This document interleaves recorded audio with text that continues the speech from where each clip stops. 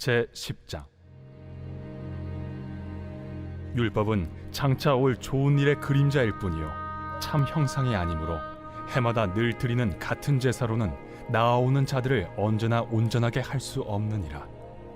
그렇지 아니하면 섬기는 자들이 단번에 정결하게 되어 다시 죄를 깨닫는 일이 없으리니 어찌 제사 드리는 일을 그치지 아니하였으리요. 그러나 이 제사들에는 해마다 죄를 기억하게 하는 것이 있나니 이는 황소와 염소의 피가 능히 죄를 없이 하지 못함이라. 그러므로 주께서 세상에 임하실 때에 이르시되 하나님이 제사와 예물을 원하지 아니하시고 오직 나를 위하여 한 몸을 예비하셨도다. 번제와 속죄제는 기뻐하지 아니하시나니 이에 내가 말하기를 하나님이여 보시옵소서. 두루마리 책에 나를 가리켜 기록된 것과 같이 하나님의 뜻을 행하러 왔나이다 하셨느니라. 위에 말씀하시기를 주께서는 제사와 예물과 번제와 속죄제는 원하지도 아니하고 기뻐하지도 아니하신다 하셨고 이는 다 율법을 따라 드리는 것이라.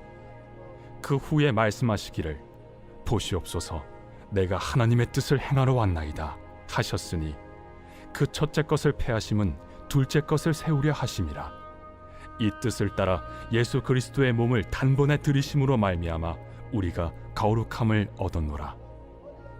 제사장마다 매일 서서 섬기며 자주 같은 제사를 드리되 이 제사는 언제나 죄를 없게 하지 못하거니와 오직 그리스도는 죄를 위하여 한 영원한 제사를 드리시고 하나님 우편에 앉으사 그 후에 자기 원수들을 자기 발등상이 되게 하실 때까지 기다리시나니 그가 거룩하게 된 자들을 한 번의 제사로 영원히 온전하게 하셨느니라.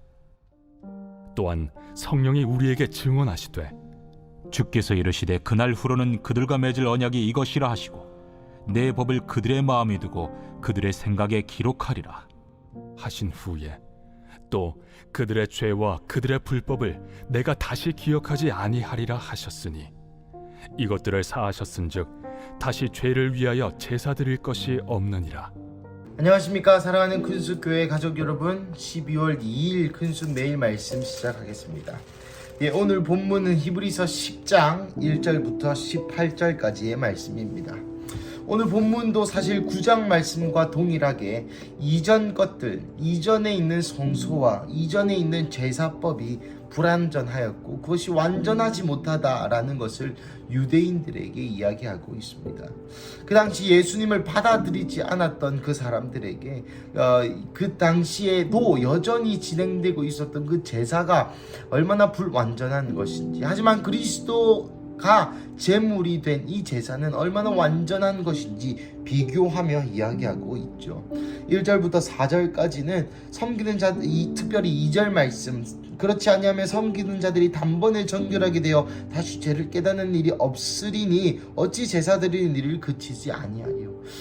이 제사가 완전하였다면 한 번만에 끝내야 그것이 완전하다라고 할 수 있지, 어떻게 계속하고 또 정결하지 못하고 계속 그 제사가 완전하면 한 번만에 그것을 모두 정결히 할 수 있어야 되는데, 속죄 소, 여러분 저번에 제가 한번 말씀드린 바 있는데 키파르, 덮어두는 것이 어떻게 완전한 제사일 수 있겠느냐라고 이야기하고 있습니다. 그리고 5절부터 7절까지는 예레미야 말씀을 인용하면서 하나님께서 제사와 예물을 사실을 원하는 것이 아니다, 이것은 일시적인 것이고 이것의 완성이 온다라는 그 예언의 말씀이 이 그리스도를 통하여 성취되었다라고 이야기하고 있습니다. 그리고 9절부터는 이제 예수님께서 하신 말씀을 또한 인용하여 내가 하나님의 뜻을 행하러 왔나이다 하셨으니 그 첫째 것, 이것은 첫째의 제사, 첫째 것은 이전에 있었던 구약의 모든 율법과 제사법을 이야기하는 것입니다. 첫째 것을 패하시면 둘째 것을 세우려 하심이라. 예수께서 제물이 되시는 새 율법, 새 언약을 이야기하죠. 그래서 또한 그리고 다시 한번 예수님께서 단번에 드리셨다는 것을, 이 일회적인 이 제사가 모든 영원한 과거와 미래의 모든 제사를 한 군데 집약하였다라는 것을 이야기하고 있습니다. 11절 다시 한번 제사장의 첫째 것 율법, 과거의 제사와 지금을 비교하면 제사장이 매일 서서 섬기며 자주 같은 제사를 드리되 이 제사는 언제나 죄를 없게 하지 못하거니와, 아까도 말씀드렸죠. 잠시 죄를 덮어 놓았을 뿐이지 이것을 없이 할 수는 없었는데 예수 그리스도로 말미암아 이것이 없이 될 수 있었다고 다시 한번 강조하고 있는 것입니다. 그리고 나서 12절, 13절, 14절까지는 이 예수님이 돌아가시고 일어나는 일에 대해서 이야기하고 있는 것입니다. 오직 그리스도는 죄를 위하여 한 영원한 제사를 드리시고 하나님 우편에 앉아 계십니다. 여러분, 예수님은 물론 우리 마음속에도 계시지만 성경적으로는 하나님 우편에 앉아 계십니다. 그리고 13절 그 후에 자기 원수들을 자기 발등상이 되게 하실 때까지 기다리시니, 여러분, 예수님의 십자가 이후에 하나님의 보좌 우편에 앉아서 무엇 하십니까? 기다리십니다. 언제까지 기다리십니까? 그들의 원수가 자기 발등상이 되게 하실 때까지. 그 말인 즉슨 아직 그들의 원수, 예수님의 원수 사탄 마귀가 예수님의 발등상이 되지 않았다라는 것을 뜻하죠. 그렇습니다. 그래서 이 현 세상에서 지금 있는 현대에 수많은 문제와 위기와 악한 것이 존재하는 이유가 여기에 있습니다. 아직 그때가 오지 않았다는 것입니다. 그러면 그때는 언제 옵니까? 마지막 그때, 아버지만 아는 바로 그때에 이루어지는 것이죠. 14절 말씀이 흥미로운 말씀이 아닐 수 없습니다. 그가 거룩하게 된 자들을 한 번의 제사로 영원히 온전하게 하셨느니라.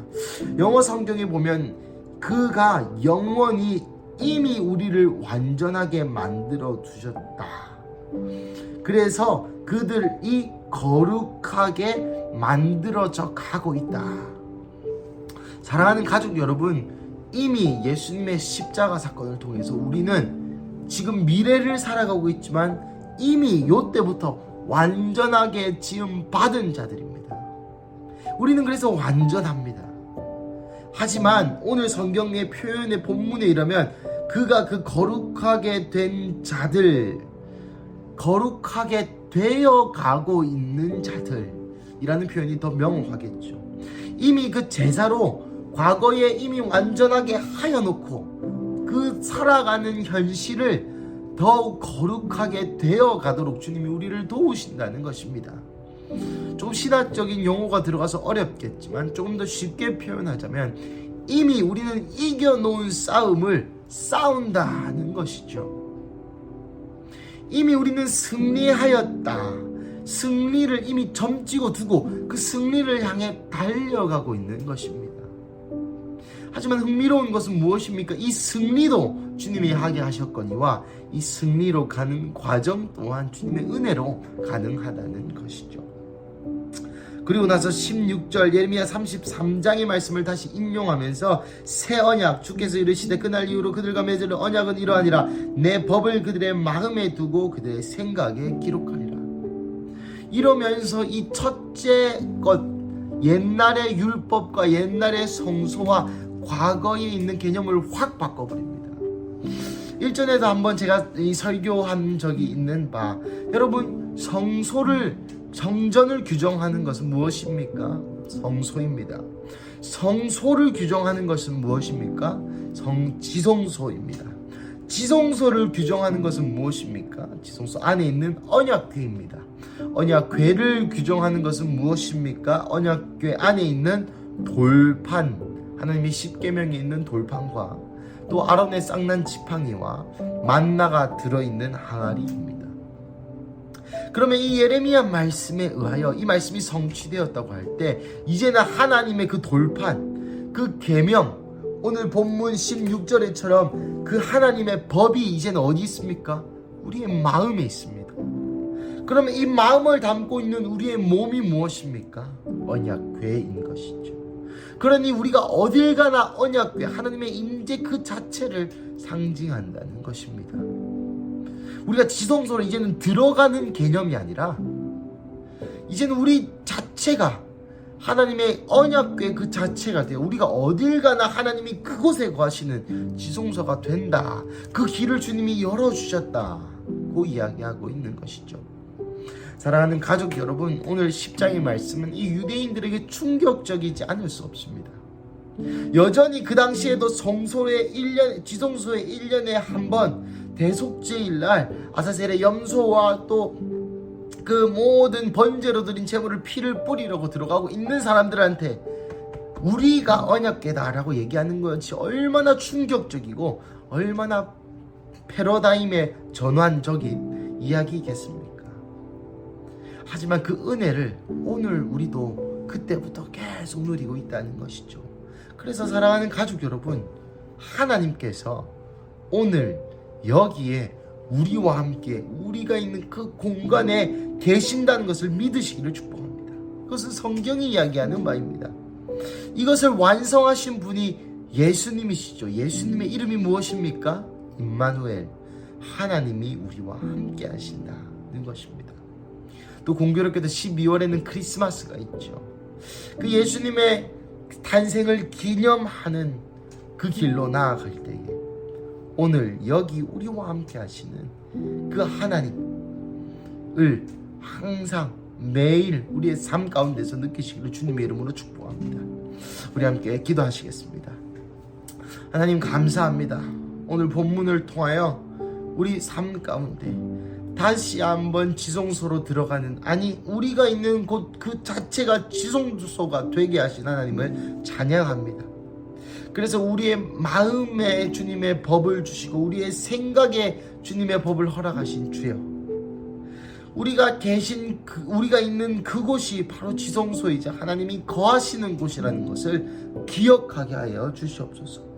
그래서 사랑하는 하나님, 오늘도 내가 있는 그 자리에서 예배하고 내가 있는 그 자리에서 하나님을 느끼고 내가 있는 그곳에서 예수님을 바라고 하나님을 바라고 성령님을 바랄 수 있는, 그리고 그것을 바라는 것뿐만 아니라 나의 모든 존재가 그것을 참으로 느끼고 그 안에 젖어들 수 있는 하루 되게 하여 주시옵소서.